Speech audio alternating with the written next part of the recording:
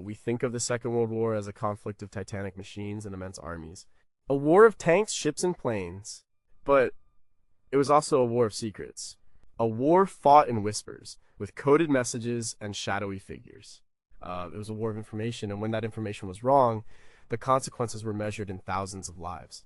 The story we are often told is one of Allied brilliance, in codebreakers at Bletchley Park.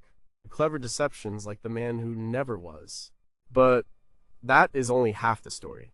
The other half is a story of failure, a story of miscalculation, arrogance, and missed signals, where declassified files show a pattern not of consistent genius, but of shocking blind spots. Why did the Allies, with their growing intelligence networks, get things so wrong so often? They knew the enemy was building new weapons, but they failed to grasp their significance. They saw armies massing, but they told themselves it was a bluff. They heard rumors of unspeakable things, but they dismissed them as propaganda. It was a war of miscalculation. And the price for each error was paid in blood. Number 20. Why did they assume the enemy was beaten? By late 1944, a dangerous mood had settled over the Allied high command in Europe. They were high on victory. Paris was liberated. The German army was retreating across France. The talk at Supreme Headquarters Allied Expeditionary Force, or SHAEF, was not about if the war would end, but when.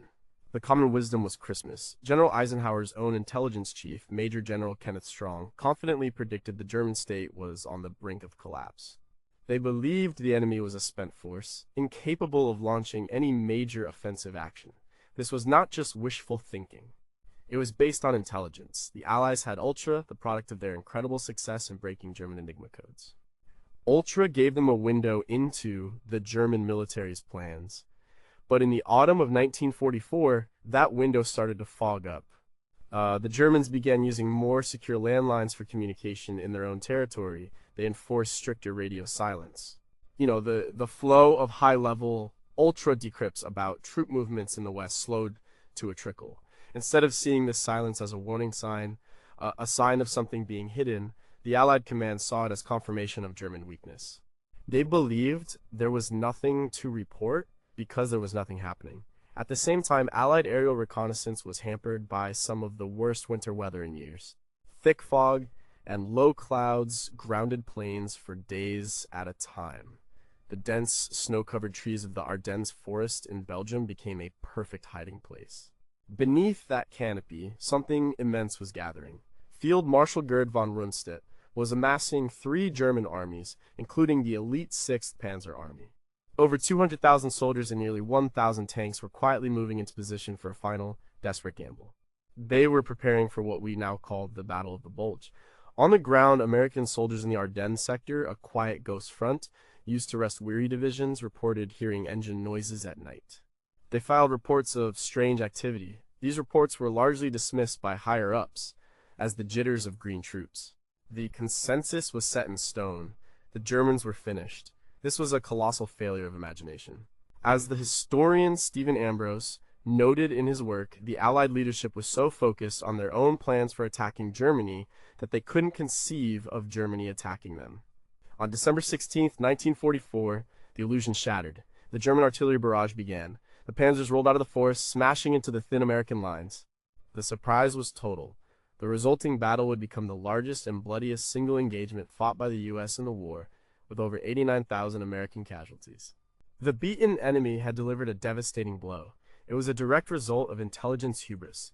The Allies had stopped listening, stopped questioning, and started believing their own press. What do we still not know about this failure? Was the radio silence a deliberate, masterfully executed deception plan? Or was it just a byproduct of retreating to home soil? Did any senior Allied intelligence officers have serious doubts but were too afraid to challenge the overwhelming optimism of the command?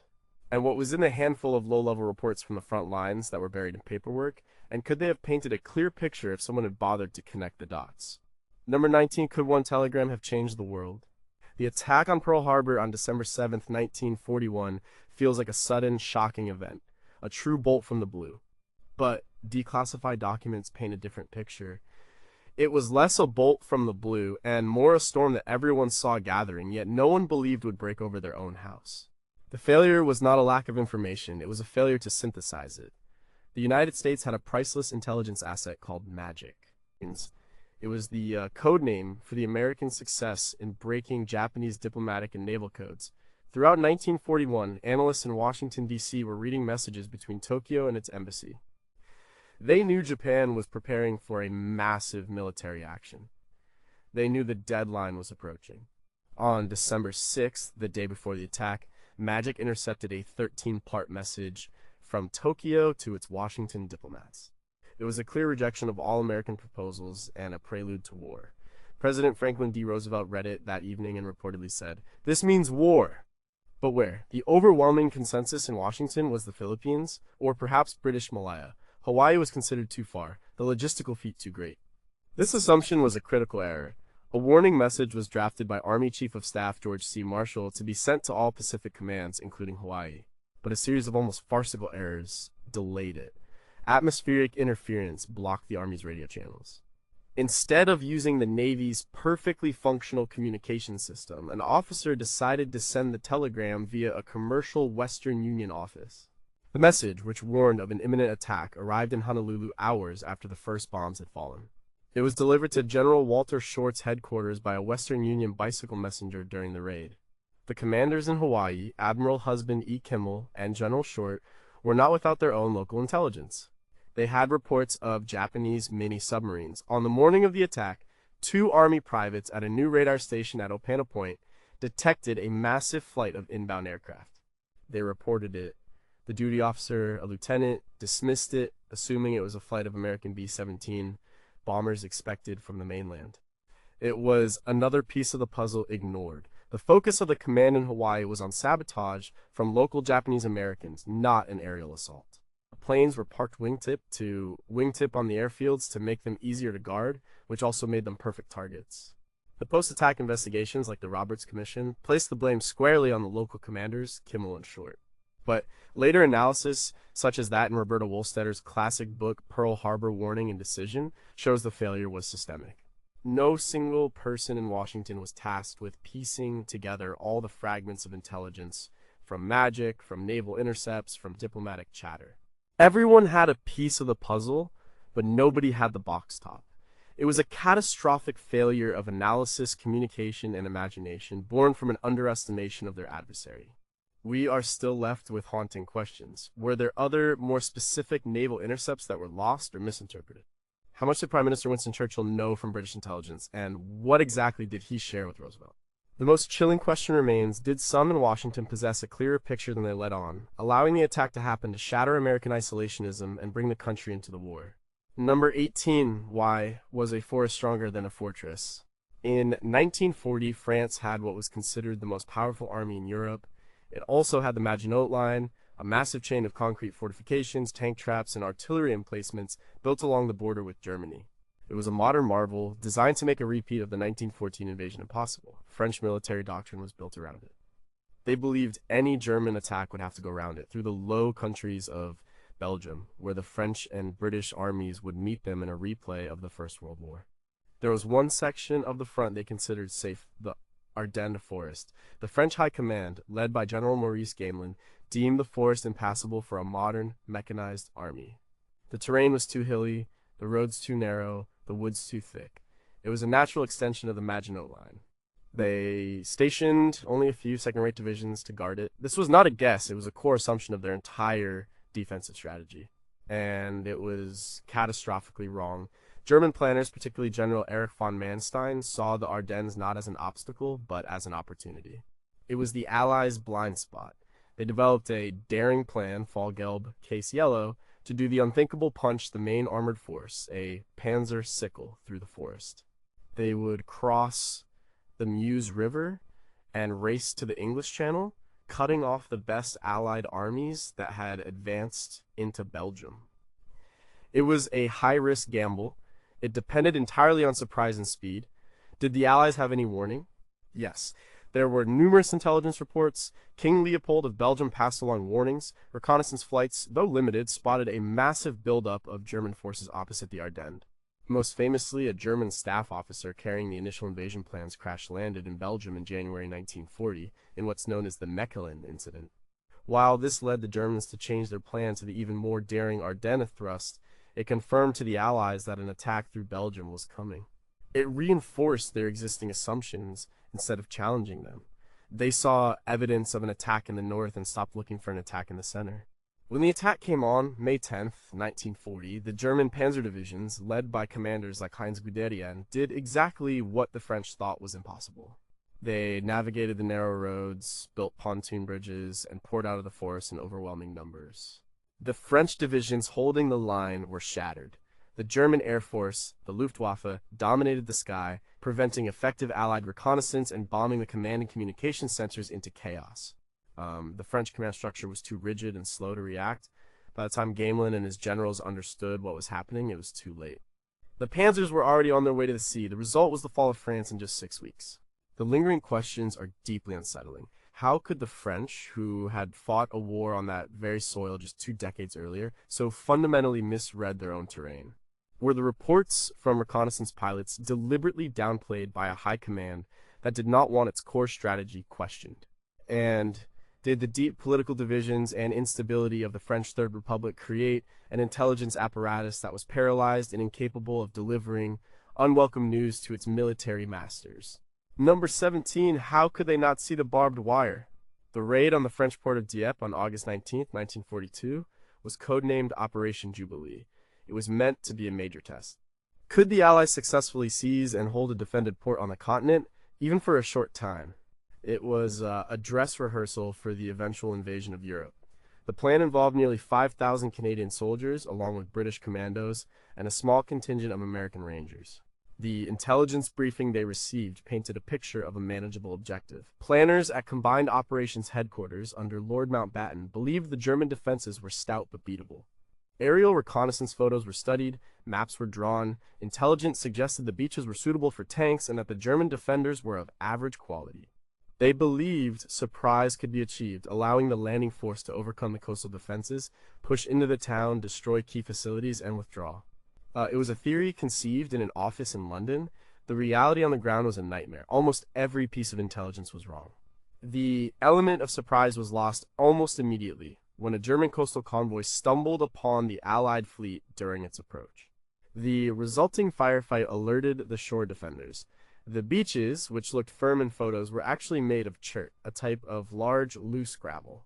The tracks of the Churchill tanks churned uselessly in the stones, immobilizing them at the water's edge. The German defenders were not second-rate. They were dug into the cliffs overlooking the beaches in heavily fortified positions.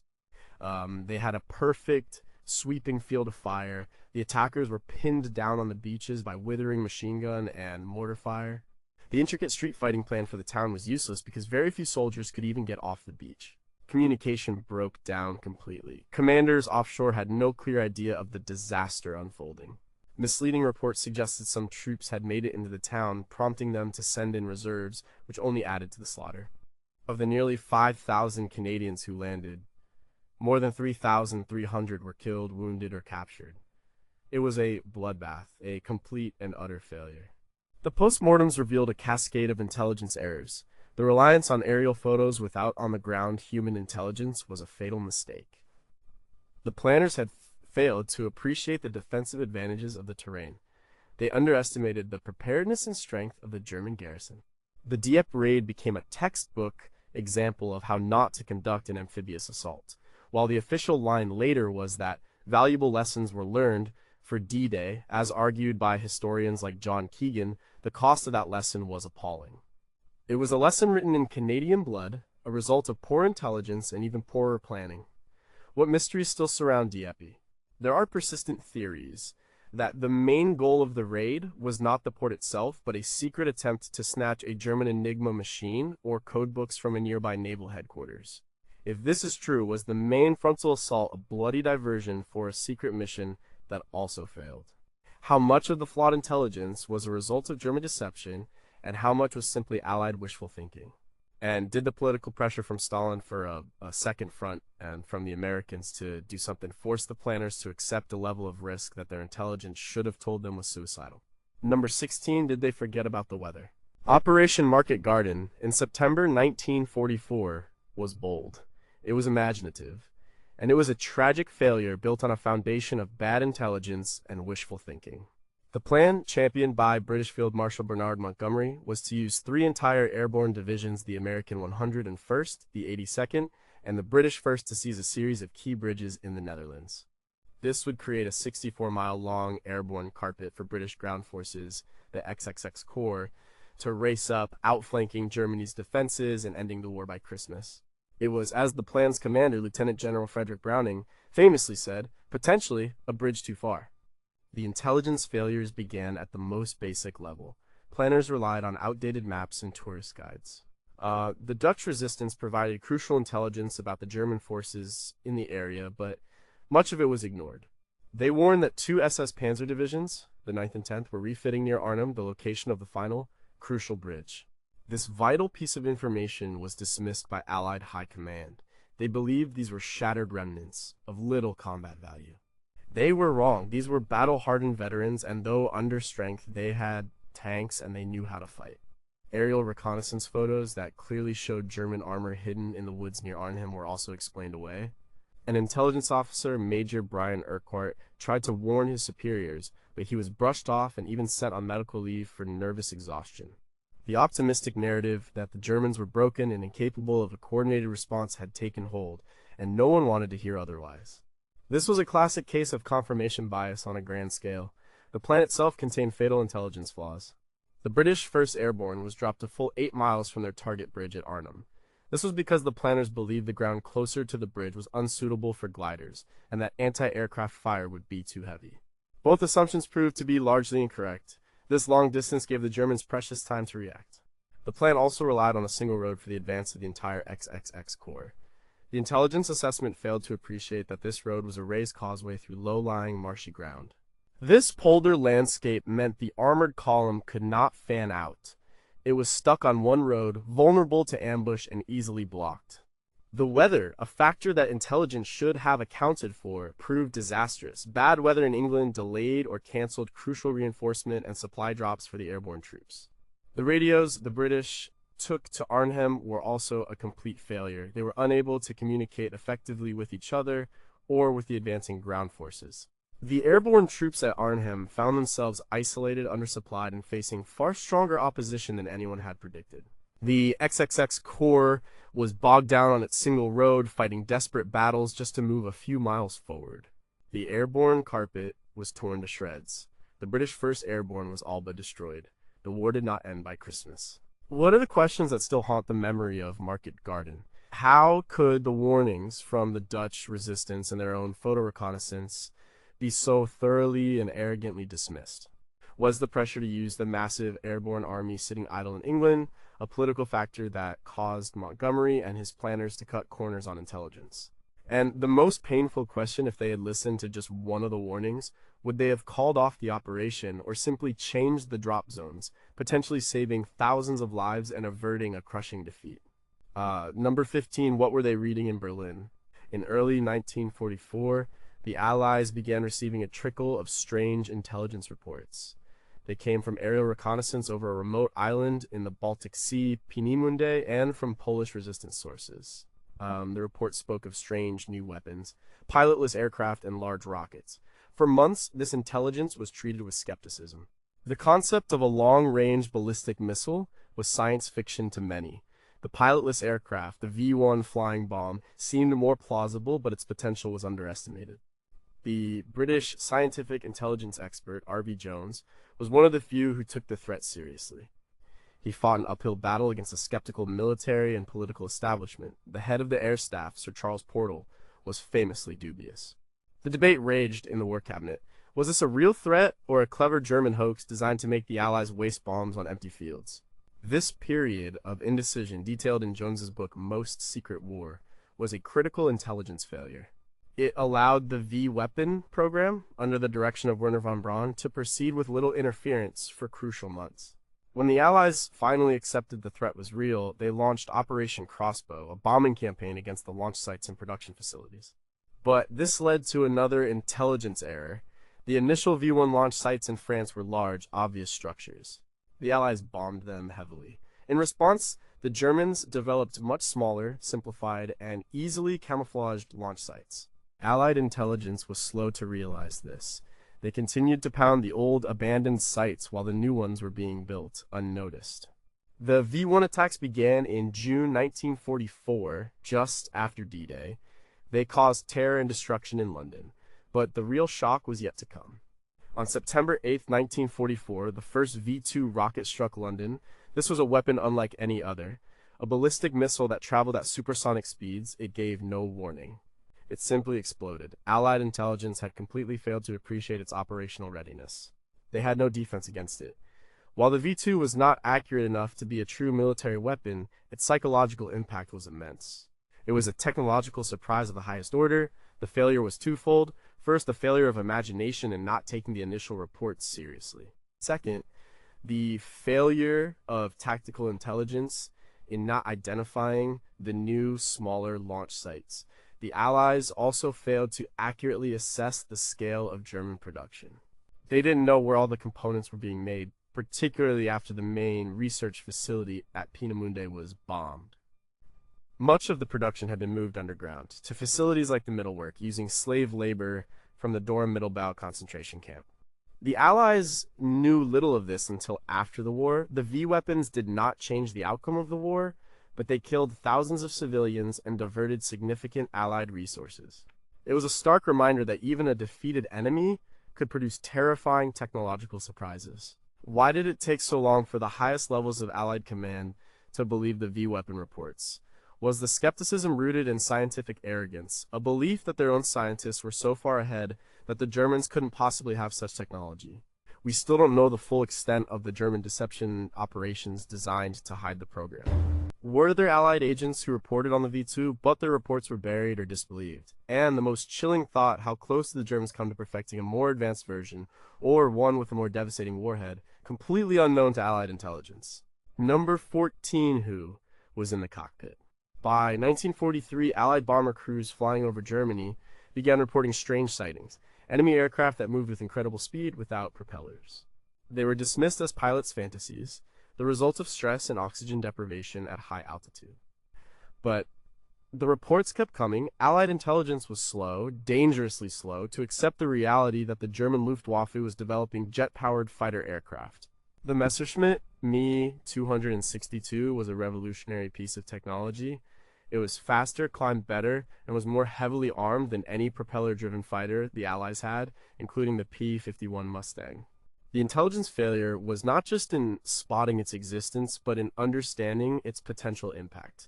For a long time, the prevailing wisdom in Allied command was that even if the Germans did produce a jet, it would be too little, too late. They underestimated German engineering and production capabilities. When the Me-262 finally appeared in significant, though still small, numbers in 1944, it was a shock to Allied bomber formations. The jets would slash through the bomber streams at speeds the escorting fighters could not match. Their 30mm cannons were devastating. While the numbers were never great enough to alter the strategic air campaign, every encounter demonstrated a massive technological gap. The Allied response was a failure of intelligence analysis. Instead of seeing the Me-262 as a sign of dangerous German innovation, they saw it as a wonder weapon of a desperate regime, a sideshow. This miscalculation extended to their bombing strategy. The Allies failed to prioritize the specific factories producing the jet engines or the airfields where the new jet units were being trained. They had the resources to cripple the program. General Carl Spaatz of the U.S. Army Air Forces later admitted that if they had understood the true threat of the jets, they would have made destroying the Me-262 production facilities their highest priority. They had the intelligence to locate many of these sites, but they lacked the intelligence analysis to appreciate their importance. Part of the failure also stemmed from internal German decisions, which Allied intelligence did not fully comprehend. The party leadership in Berlin, particularly the head of state, interfered with the Me-262 program, demanding it be used as a high-speed bomber, a role for which it was ill-suited, rather than as the pure air superiority fighter its designers intended. This internal German blunder saved the Allies from a much greater disaster, but the Allies couldn't claim credit for it. They didn't even know it was happening. They were lucky. Their intelligence failure was mitigated by the enemy's own poor strategic decisions. Several questions about this intelligence lapse remain unanswered. How many early reports from pilots were simply thrown away as flak-happy delusions? Did Allied technical intelligence have agents or sources inside the German aviation industry? And if so, why was their information not acted upon? And the most significant what if German leadership had not interfered and had given the Me-262 program top priority from the start, could a large force of these jets have appeared over the Normandy beaches in June 1944? And how would that have changed the course of the invasion? Number 13, did they think the guns were wooden? The Battle of Singapore in February 1942 is one of the most humiliating defeats in British military history. The island fortress, the Gibraltar of the East, was the cornerstone of British imperial defense in Asia. It was considered impregnable. Its defenses were geared towards a single threat, an attack from the sea. Massive 15-inch naval guns were in place, pointing out into the Singapore Strait, ready to destroy any enemy fleet that dared to approach.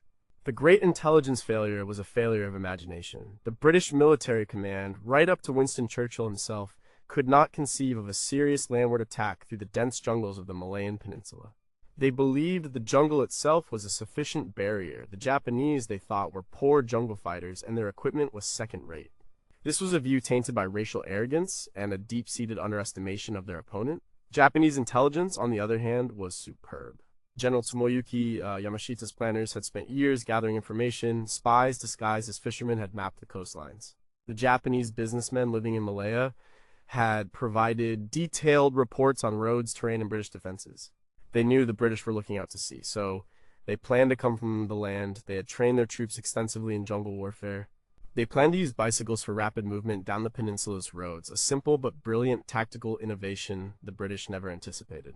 When the Japanese 25th Army landed in northern Malaya in December 1941, they achieved complete strategic surprise. The British and Commonwealth forces were unprepared for the speed and ferocity of the assault. The Japanese bypassed fortified positions by hooking through the impassable jungle.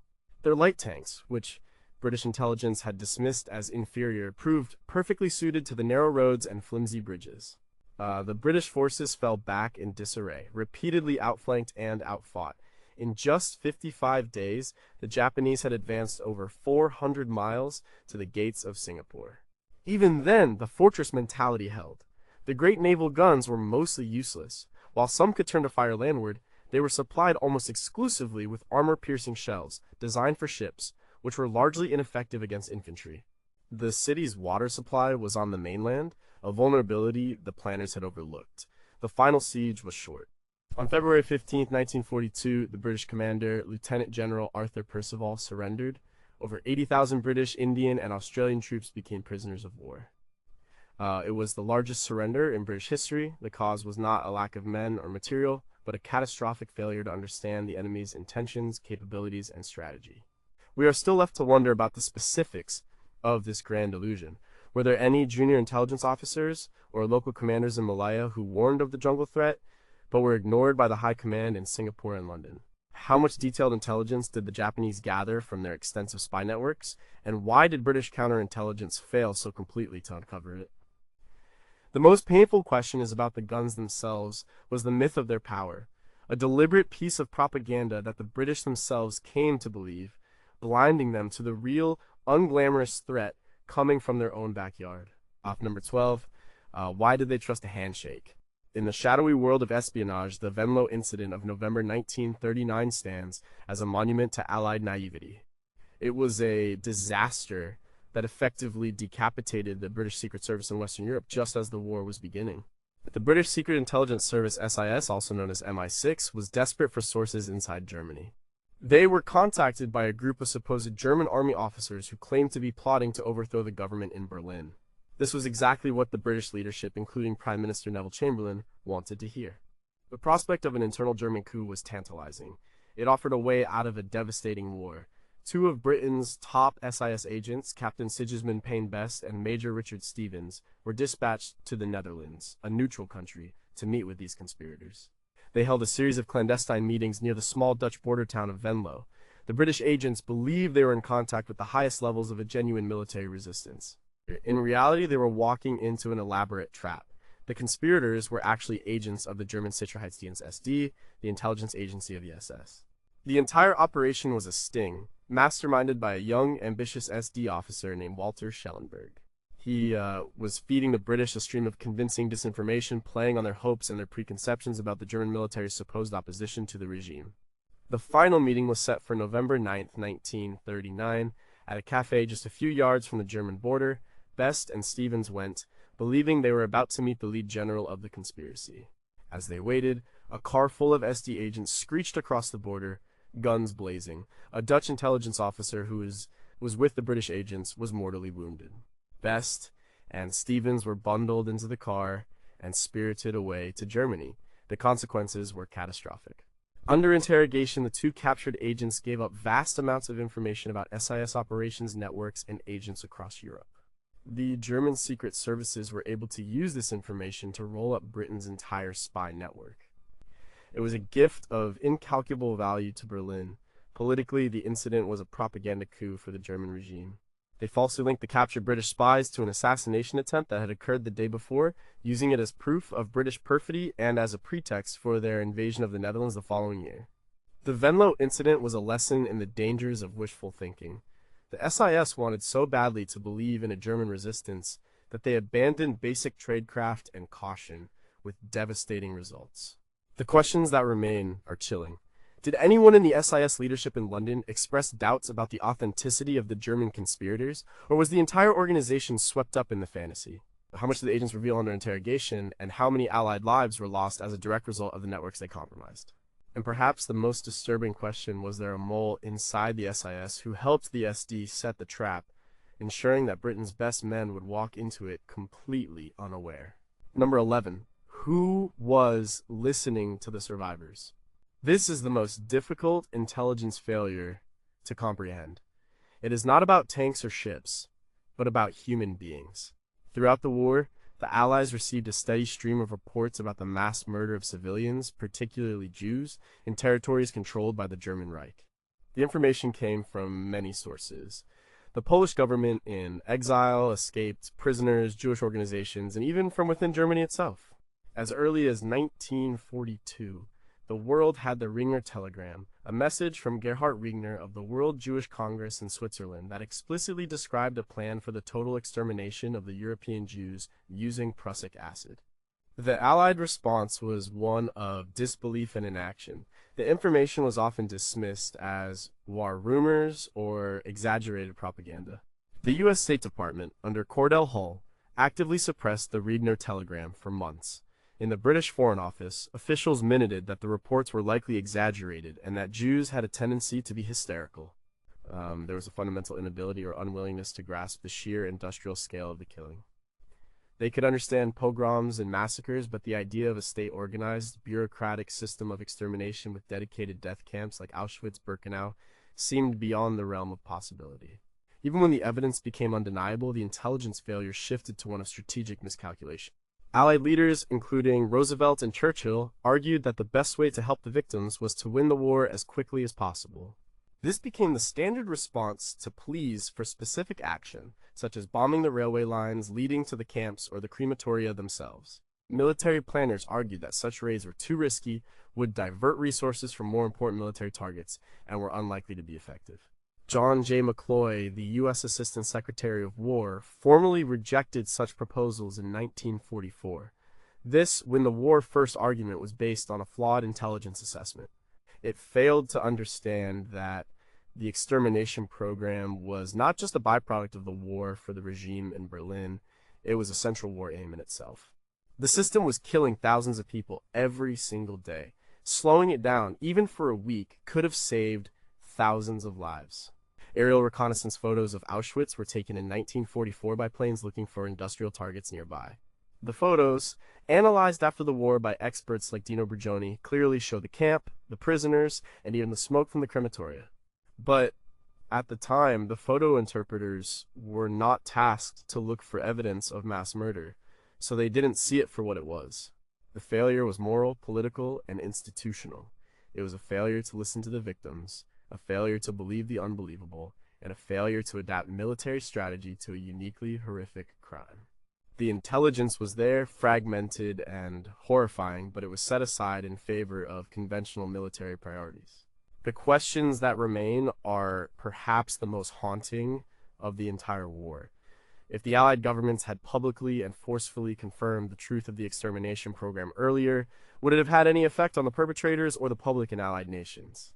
How many officials in Washington and London saw the intelligence, understood its implications, and chose to do nothing, and why? And the most agonizing question of all, if a bombing raid on the railway lines had been ordered, how many of the millions who perished in the final years of the war might have been saved? Number 10, how fast can a ship sink?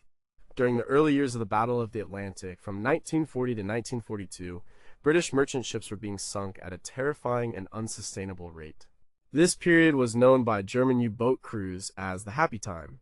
The intelligence failure that allowed this to happen was centered on one thing, the German Naval Enigma Code. While the codebreakers at Bletchley Park, including the brilliant Alan Turing, were making progress on the General Enigma machine used by the German Army and Air Force, the naval version was a much harder target. The Kriegsmarine used a more complex machine with more rotors, and their operational procedures were far more secure. For a crucial period, the Allies were blind. They could not read the U-boat's orders. They didn't know where the submarine wolf packs were being directed to hunt. Convoys sailing from North America to Britain were sailing into ambushes. The failure was not just in code breaking, but in underestimating the enemy's capabilities. British naval intelligence initially did not believe that the German U-boat commander, Admiral Karl Donitz, could effectively control his submarines from his headquarters in France using wireless communication. They thought the submarines operated largely independently. This was a fundamental misunderstanding of the Wolfpack tactic, which relied entirely on centralized command and control. Because they couldn't read the signals, they failed to grasp the sophisticated system they were up against. This intelligence vacuum had deadly consequences. The British Admiralty's submarine tracking room was forced to rely on guesswork and radio direction finding to try and predict U-boat locations. They were always a step behind. The losses were staggering. In 1942 alone, U-boats sank over 6 million gross tons of Allied shipping. The United Kingdom, an island nation dependent on imports, was slowly being strangled. The entire war effort was in jeopardy. The tide began to turn, not with a single breakthrough, but with a series of daring and costly actions. The capture of Enigma machines and codebooks from sinking or captured U-boats, like the U-110 in May 1941, was vital. These captures, often at great risk to the sailors involved, provided the codebreakers at Bletchley Park with the raw material they needed. By mid-1943, Bletchley Park was able to consistently read the naval Enigma traffic. This intelligence, codenamed Ultra, was a game changer. The submarine tracking room now knew where the U-boats were, convoys could be rerouted around them, and hunter-killer groups could be sent to attack them. The happy time was over. The Battle of the Atlantic was ultimately won, but the delay in breaking the code cost thousands of lives and tens of thousands of tons of sunken ships. What do we still not know about this crucial part of the war? How close did Britain really come to starvation and surrender in 1942, a fact that was kept from the public? Were there internal rivalries within Allied intelligence, for instance, between the British and the newly formed American intelligence agencies, that slowed the process of breaking the naval code? And what was the full story of the heroic and often fatal efforts to capture codebooks from sinking submarines, many of which remain untold and unrecorded? Number 9, why did they put the tanks on the beach? The Allied landing at Anzio, Italy, in January 1944 was supposed to be a brilliant strategic move. Codenamed Operation Shingle, the plan was to land 2 divisions of troops behind the main German defensive line in Italy, the Gustav Line. This would force the Germans to pull troops away from the main front, allowing the main Allied army to break through. It was meant to be a swift, decisive end run. It turned into a 4-month-long, bloody stalemate. The initial intelligence assessment was sound. The Germans were caught completely by surprise. The landings on January 22nd were almost unopposed. The road to Rome, just 35 miles away, was wide open. But then everything stopped. The American commander of the landing, Major General John P. Lucas, was a cautious man. His orders were to seize a beachhead, and that's exactly what he did. Instead of aggressively pushing inland, he spent crucial days digging in, consolidating his position, and bringing more men and equipment ashore. This was a failure of command, but it was driven by a failure of intelligence assessment. Lucas and the overall Allied commander in Italy, General Mark Clark, were haunted by the memory of the near disaster at the Salerno landings months earlier, where a German counterattack had almost thrown the Allies back into the sea. Intelligence had failed to predict the speed and strength of that German reaction. At Anzio, they overcompensated. They expected a massive, immediate German counterattack. Lucas wrote in his diary, "I have a good beachhead, but I am not going to stick my neck out." The intelligence they were missing was the state of the German command. The German commander in Italy, Field Marshal Albert Kesselring, was a master of improvisation. When he learned of the Anzio landing, he was shocked, but he reacted with incredible speed. He pulled together a motley collection of units from all over Italy, and even from other fronts, and rushed them to contain the beachhead. While Lucas was cautiously building up his supplies, Kesselring was building a ring of steel around him. By the time Lucas was ready to move, it was too late. The Germans held the high ground overlooking the flat, exposed beachhead. The Anzio landing zone became a death trap under constant German artillery observation and fire. The planned swift advance on Rome turned into a brutal, static battle of attrition, more like the trenches of World War I. The force that was meant to break the stalemate at the Gustav Line had created a new stalemate of its own. It took 4 months and nearly 30,000 American casualties to finally break out. What were the key intelligence gaps at Anzio? Why did Allied intelligence not have a better understanding of Kesselring's ability to react and redeploy forces so quickly? Did the battle plan itself have a fatal flaw, giving the on-scene commander too much discretion and not emphasizing the absolute necessity of speed? And the most critical question, if a more aggressive commander had been in charge, one who ignored the cautious intelligence estimates and gambled on an immediate push to Rome, could the Italian campaign have been shortened by months, saving thousands of lives? Number 8. How do 3 warships disappear?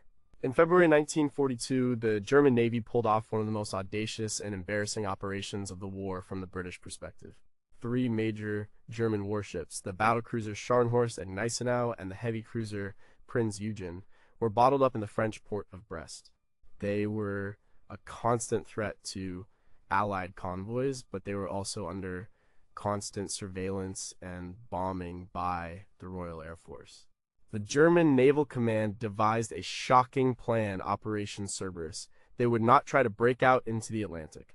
Instead, they would sail the ships right up the English Channel in broad daylight and return them to German ports. It was an incredible gamble, a direct challenge to the Royal Navy and the RAF in their own home waters. The British Admiralty considered a channel dash to be a suicidal impossibility for the Germans. This conviction was the heart of the intelligence failure. The British intelligence had multiple sources telling them something was afoot.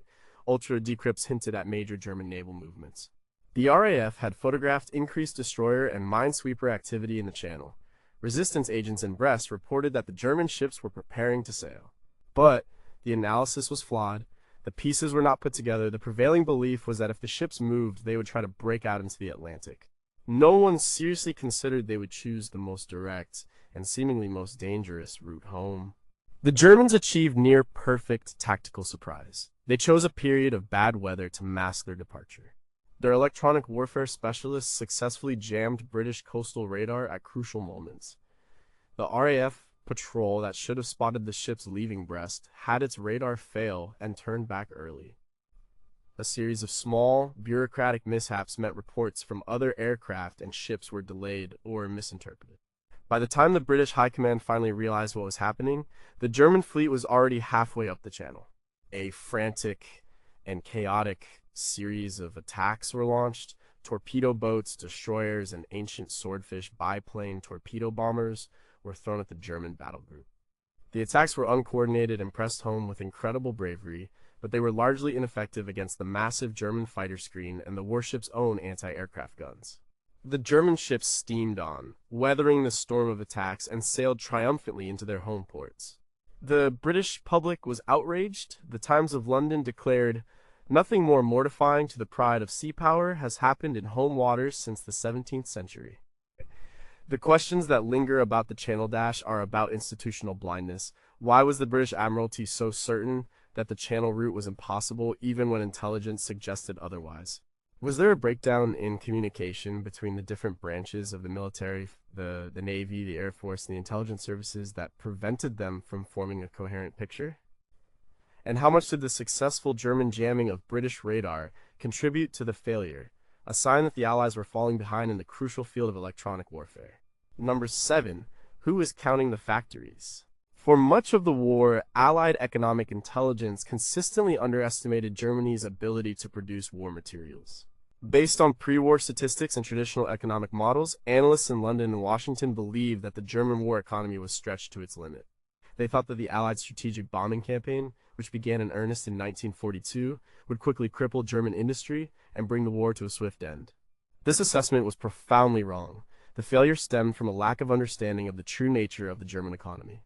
In the early years of the war, it was not fully mobilized. It was a guns and butter economy, still producing a surprising amount of consumer goods. This meant there was a huge amount of untapped potential. This changed dramatically in 1942 when Albert Speer was appointed as the Minister of Armaments and War Production. Speer was an organizational genius. He rationalized production, streamlined processes, and eliminated inefficiency. Under Speer, Germany performed what became known as the armaments miracle. Despite the relentless Allied bombing, German production of tanks, aircraft, and other vital war materials actually went up, not down.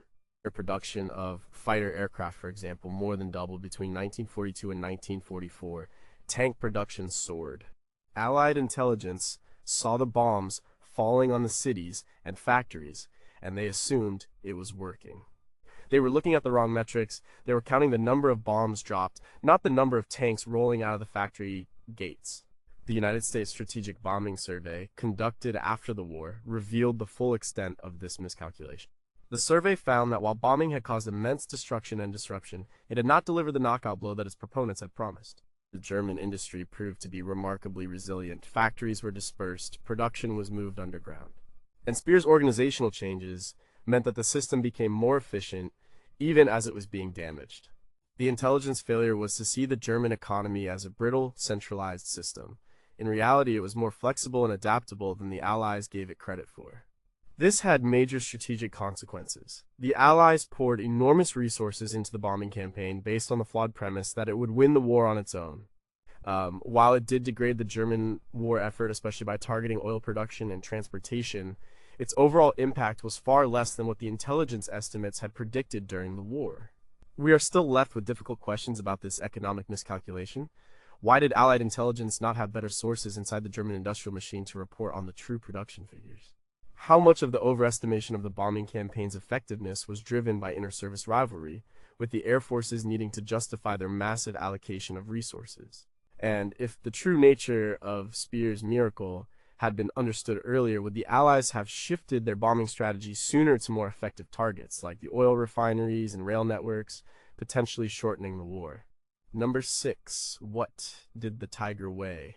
In the spring of 1943, during the campaign in Tunisia, American and British tankers began to encounter a new German tank. It was a monster. It was heavily armored, and its 88mm gun could destroy Allied tanks from a range at which their own guns were completely ineffective. This was the Panzer III, the Tiger. Its appearance was a tactical and technological shock that Allied intelligence had failed to predict. Reports of a new heavy German tank had circulated for some time, but they were vague and often contradictory. Allied technical intelligence had underestimated the Germans' ability to design, produce, and field such a powerful vehicle. When the Tiger first appeared, the initial Allied assessments were riddled with errors. They got the weight wrong, the thickness of the armor wrong, and the capabilities of the gun wrong. The standard Allied tank at the time was the American M4 Sherman. It was a good, reliable tank produced in vast numbers. But against a Tiger, it was a death trap. A Sherman's 75mm gun could not penetrate the Tiger's frontal armor at normal combat ranges. A Tiger's 88mm gun, however, could slice through a Sherman from over a mile away. Tank crews called the Shermans Ronsons after the popular cigarette lighter because of their tendency to burst into flames when hit. The psychological impact on Allied crews was devastating. The intelligence failure was not just a failure to get the technical specifications right. It was a failure to understand the doctrine. The Allies believed in numbers. They thought their vast superiority in tank production would overwhelm the Germans. They failed to appreciate that the Germans were using their superior tanks as defensive. Fire brigades, moving small numbers of Tigers to critical sectors to stop Allied attacks cold. A handful of Tigers could hold up an entire Allied armored division. This failure persisted even after the Normandy invasion in 1944. Allied tank crews went into France, still believing their Sherman tanks were a match for the German Panzers.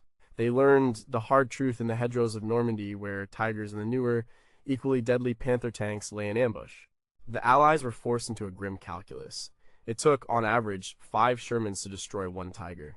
4 would be lost, but the 5th would hopefully get a shot into the tiger's weaker side or rear armor. This was a brutal way to fight a war, and the cost in lives and equipment was enormous. It was a direct consequence of a failure to gather and correctly analyze technical intelligence about the enemy's capabilities. What are the lingering mysteries surrounding the Tiger? How did the Germans manage to keep the development and production of such a large and complex vehicle so secret? Were there reports from resistance fighters or spies near the factories that were ignored?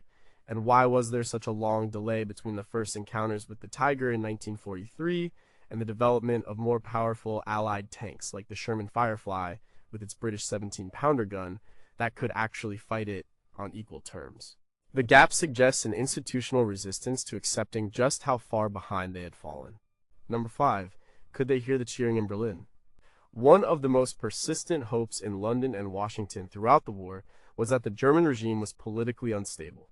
Allied intelligence agencies spent a great deal of time and resources trying to find and support opposition groups within Germany. They believed that the German people, and particularly the traditional military elite, were fundamentally opposed to the ruling party and that, with enough pressure, the regime would crumble from within. This was largely a fantasy. While there was certainly dissent and opposition in Germany, Allied intelligence consistently overestimated its strength, cohesion, and potential. They were projecting their own values onto German society, failing to understand the complex mix of genuine popularity, fear, and propaganda that kept the regime in power. They looked for a large organized resistance movement like the ones in France or Poland, but it simply did not exist in the same way in Germany. The most famous example of genuine German opposition was the July 20th, 1944, plot to assassinate the German head of state and overthrow the government, led by Colonel Claus von Stauffenberg. The Allies knew about this conspiracy. Alan Dulles, the American OSS station chief in Bern, Switzerland, was in contact with some of the plotters. However, Allied intelligence failed on 2 counts. First, they underestimated the plotters' chances of success and offered them very little tangible support. They were wary of being drawn into an internal German power struggle. Second, and more importantly, they completely misjudged the aftermath of the plot's failure. When the bomb at the Wolf's Lair failed to kill its target, the regime's reaction was swift and brutal. Thousands of people, many of whom had only the flimsiest connection to the plot, were arrested, tortured, and executed. The crackdown effectively destroyed the last vestiges of organized internal opposition. The Allied intelligence assessment was that this brutal purge would shock the German people and military, turning them against the regime. The opposite happened. In the face of the Allied invasion in the West and the Soviet advance in the East, the failed plot allowed the regime to consolidate its power, portraying the plotters as traitors and rallying much of the population for a final, desperate defense of the homeland. The failure was one of political and cultural analysis. The Allies were looking for allies in a place where they had very few. Interpreted grumbling and discontent as active resistance. This led them to pursue policies such as the demand for unconditional surrender that may have inadvertently strengthened the regime's hold on power, as it left no room for negotiation for any potential anti-regime elements. They were waiting for a political collapse that was never going to come. The war would have to be won on the battlefield, not in the back rooms of Berlin. Why did Allied intelligence get the political mood inside Germany so wrong? Was their analysis tainted by information from émigrés and exiles who were telling the Allies what they wanted to hear? How much did the Allied policy of unconditional surrender, announced in 1943, contribute to the failure of the German resistance by making it impossible for them to offer any alternative to total defeat? And we still do not know the full extent of the contacts between the German plotters and the Allies. Were there more concrete offers of help that were rejected, and if so, by whom and why? Number 4. Did they expect a parade? The American entry into the ground war in the European theater was at Kasserine Pass in Tunisia in February 1943. It was a baptism of fire and a humiliating defeat. It was a direct result of Allied intelligence, particularly American intelligence, underestimating the enemy and overestimating their own inexperienced troops. After the successful torch landings in North Africa in late 1942, a sense of overconfidence had set in among the American command. They were facing the German Afrika Korps, which had been weakened by its long retreat from Egypt, and their Italian allies, who were considered a lesser foe. American intelligence reports painted a picture of a demoralized and undersupplied enemy. The American II Corps, under the command of General Lloyd Fredendall, was spread thinly across a wide front in the mountains of central Tunisia. Fredendall himself commanded from a heavily fortified bunker miles behind the front line. The intelligence failure was multifaceted. First, they underestimated the German commander Erwin Rommel. They believed he was on the defensive and incapable of launching a major attack. Second, they failed to appreciate the quality of the German equipment, particularly the Tiger tanks, which were making their debut. Third, and most critically, they failed to anticipate German tactics. They expected a frontal assault. Instead, Rommel, along with General Hans-Jürgen von Arnim, planned a classic pincer movement, striking the exposed and poorly positioned American forces at their weakest points. On February 14, 1943, the attack came. The Germans smashed through the American lines. The Green American troops, poorly led and equipped, broke and ran. Entire units disintegrated. The Germans drove deep into the American rear, inflicting thousands of casualties and capturing huge amounts of equipment. The Battle of Kasserine Pass was a complete rout. It was only stopped by the desperate defense of British and American reinforcements and by German logistical problems. The defeat was a profound shock to the American military and public. It exposed the flaws in American training, leadership, and intelligence. The rosy intelligence reports had been completely wrong. The Germans were not broken. They were still a formidable, professional fighting force. The battle led to major changes. Fredendall was relieved of command and replaced by the aggressive and demanding General George S. Patton. Training was intensified, but the lesson was learned at a terrible cost. The American army had got into its first major fight against the Germans with an intelligence picture that was dangerously, almost fatally optimistic. What are the questions that still surround Kasserine Pass? How much of the flawed intelligence was a result of a lack of experienced intelligence officers on the ground in North Africa? Did inter-Allied friction, particularly between the more experienced British and the newly arrived Americans, play a role in the poor positioning of the American forces? And was there a failure in signals intelligence to pick up any signs of the German preparations for the offensive, or were the warnings simply not believed by a command that had already made up its mind? Number 3, who do they think lived in Russia? When Germany invaded the Soviet Union in June 1941, the intelligence communities in London and Washington were in agreement on one thing: the Soviets would collapse quickly. The conventional wisdom was that the Red Army, which had been gutted by Stalin's purges in the 1930s and had performed poorly against Finland, was no match for the German war machine. The British military intelligence assessment gave the Soviets 6 weeks, maybe 10 at the outside. Many in Washington agreed. Future President Harry Truman, then a senator, famously said he hoped the Germans and Russians would just kill each other off. This was one of the greatest strategic intelligence failures of the entire war. It was based on a profound misunderstanding of the Soviet Union. The Allies underestimated several key factors. First, sheer space. They failed to grasp the immense distances involved and the logistical nightmare this would create for the German army. Second, the weather. They didn't fully factor in the brutal Russian winter and its effect on men and machines. Third, and most importantly, they underestimated the Russian people. They failed to predict the resilience, patriotism, and sheer toughness of the Soviet soldier and civilian population, who would resist the invaders with a ferocity that stunned the Germans. They also made a massive error in estimating Soviet industrial strength. Allied intelligence believed that once the Germans had conquered the main industrial areas in western Russia, the Soviet war effort would grind to a halt. They were completely unaware that the Soviets were undertaking one of the greatest industrial migrations in history, moving over 1,500 factories, lock, stock, and barrel, on trains to the east, beyond the Ural Mountains, where they were reassembled and were soon out producing Germany in key areas like tanks and artillery. The T-34 tank, which appeared as a complete and nasty surprise to the Germans, was a product of this industrial might that Allied intelligence had written off. This colossal miscalculation had major consequences for Allied strategy. In the summer of 1941, both Britain and the US were hesitant to provide significant aid to the Soviets, believing it would just be captured by the Germans.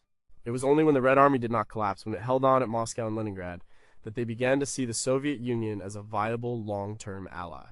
The failure to predict Soviet resilience meant the Allies were slow to capitalize on the fact that the vast majority of the German army was now tied down and bleeding to death on the Eastern Front. What are the deep unknowns about this failure? How much of the underestimation of the Red Army was based on ideological prejudice against the communist state? Did the Allies have any intelligence sources inside the Soviet Union, or were they, like the Germans, operating in a complete information vacuum when it came to the true state of the Soviet military and industry. And the most profound question, if the Allies had correctly predicted Soviet resilience from the start, would they have opened a second front in Europe much earlier, in 1942 or 1943, potentially changing the entire post-war map of Europe? Number 2, how many rehearsals end in a mass grave? This is a story of a failure that was kept secret for decades. It did not happen on a foreign battlefield, but on an English beach. In the spring of 1944, the Allies were in the final stages of preparation for the D-Day landings. They needed to conduct full-scale live-fire rehearsals. One of the most important of these was Operation Tiger, which took place at Slapton Sands in Devon, a beach chosen for its similarity to Utah Beach in Normandy. On the night of April 28, 1944, a convoy of 8 LST's landing ship tank was making its way across Lime Bay, filled with American soldiers and equipment as part of the rehearsal. Due to a series of errors, the convoy was only lightly protected. A British destroyer that was supposed to be escorting them was ordered into port for repairs, and its replacement had not yet arrived. A simple typo in the paperwork meant that the LSTs and the shore batteries were on different radio frequencies, so they could not communicate. This chain of minor failures created a window of opportunity for the enemy. A patrol of German E-boats, fast torpedo boats, operating out of Cherbourg, stumbled upon the convoy. In the darkness and confusion, they launched their attack. Torpedoes slammed into the American LSTs. 2 ships were sunk, and a third was badly damaged. The LSTs were poorly designed, and many of the soldiers were wearing their life belts incorrectly, causing them to float upside down in the freezing water. Many who survived the initial explosions drowned or died of hypothermia. The intelligence failure here was not one of predicting the enemy, but a catastrophic failure of operational security and internal communication. The Allied High Command, under General Eisenhower, was so terrified that the D-Day plans had been compromised that they immediately ordered a total lockdown. Survivors were sworn to secrecy under threat of court-martial. The bodies of the dead were quietly collected and buried. The official records were sealed. For decades, the story of what happened at Slapton Sands was not told. The exact death toll is still disputed, but it is estimated that at least 749 American servicemen died during Exercise Tiger. That is a higher death toll than was suffered at the actual landing on Utah Beach on D-Day. It was a self-inflicted wound, a disaster caused by sloppy planning and poor communication. The secrecy surrounding the event was an attempt to cover up a massive and embarrassing intelligence and security failure on the eve of the most important operation of the war. It was only in the 1980s, after the documents were declassified, and a local man named Ken Small discovered evidence of the disaster, that the full story began to emerge. The questions about Exercise Tiger are about accountability. Who was ultimately responsible for the series of errors that left the convoy so vulnerable? How was it possible for American and British forces involved in the same critical rehearsal to be on different radio frequencies? And the most disturbing question, how many other friendly fire incidents or training disasters of a similar scale occurred during the war but remained classified or lost to history, their victims still officially listed as killed in action on some other, less embarrassing date. Number 1. What if the truth is a lie? The greatest intelligence failure may not be a single event, but a fundamental misunderstanding of the nature of the enemy itself. The Allies consistently tried to interpret the actions of the German regime through a lens of rational, state-level self-interest. They assumed that the ultimate goal of the regime was the preservation and enrichment of the German state. This assumption, which underpinned much of their strategic analysis, was wrong. Allied intelligence failed to grasp that they were not fighting a traditional nation-state. They were fighting a revolutionary movement driven by a radical ideology. They saw the war in terms of territory, resources, and military advantage. The regime in Berlin saw the war in existential and ideological terms. This disconnect led to a series of miscalculation. For example, the Allies were baffled by the German decision to divert precious resources like trains and manpower to the extermination camps, even in the final, desperate days of the war. From a rational military perspective, it made no sense. From an ideological perspective, it was the fulfillment of a core objective. This failure of understanding is highlighted in the work of historians like Richard Overy, who, in his book Why the Allies Won, points out that the Allies' material superiority was not the only factor. The Allies were fighting a more rational war. The German regime made numerous strategically disastrous decisions based on ideological conviction rather than military reality. The declaration of war on the United States in December 1941 is a prime example. It was not a strategically necessary move, but an ideologically driven one. Allied intelligence was shocked, as it seemed to defy all logic. Another example was the scorched earth policy on the Eastern Front and the brutal treatment of civilian populations. Allied military planners saw this as counterproductive, as it fueled partisan warfare and tied down German troops. They failed to see that for the regime. This was not a bug, it was a feature. It was part of their ideological war. The Allies were playing chess, while their opponents were playing a completely different game, with different rules and a different definition of victory. This fundamental intelligence failure to understand the why behind the enemy's actions meant the Allies were constantly surprised. They were surprised by the regime's resilience, by its fanaticism, and by its capacity for brutality. They kept expecting the regime to act like a normal government, to negotiate or surrender when the situation became hopeless. They failed to understand that for the true believers of the ideology, a negotiated peace was unthinkable. The only options were total victory or total destruction.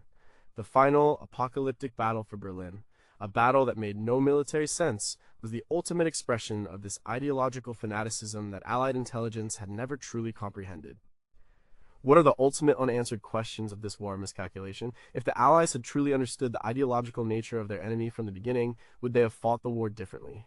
Would they have adopted different propaganda or different political strategies? And the most profound question that resonates to this day, how can a rational society, built on logic and evidence, ever truly develop an intelligence apparatus capable of understanding and predicting the actions of an enemy driven by a deeply irrational, all-consuming ideology?